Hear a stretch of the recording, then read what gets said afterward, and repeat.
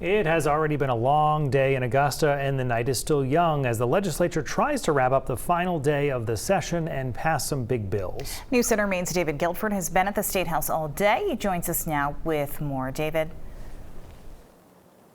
Amanda, Brian, things are beginning to pick up in the House and the Senate this evening. Right before we came on the air to join you, the House passed a bill that would allow for an offshore wind terminal off the coast of Searsport. Of course, that bill now heads back to the Senate. The ping pong game continues. But 2 hours ago, the Senate passed a final version of a bill creating a 72-hour waiting period for gun sales. There was heated debate on the Senate floor on both sides, and it passed by just one vote. Yesterday, it passed the House by one vote.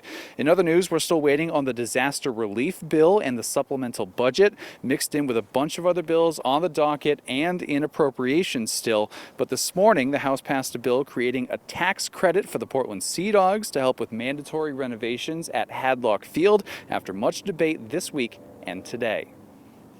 If we want to support the Sea Dogs, then let's buy season tickets. But let's not ask Maine taxpayers to foot a $2 million bill.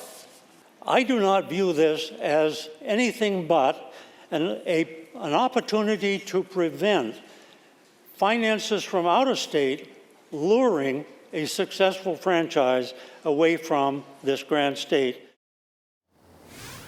That offshore wind bill was put forth by the governor herself, so we do believe she'll sign it. Meanwhile, she also wrote an open letter to the legislature this morning saying she would veto that disaster relief bill if it was amended, and she wrote she would sign the current version of the supplemental budget as it reads right now. Now, we don't know if any amendments will pass, of course, Brian and Amanda, but lawmakers in both parties and in both chambers have told us throughout the day, buckle up, opinions will fly tonight on that budget before they adjourn the session. All right, David Guilford live for us in Augusta. Thank you, David.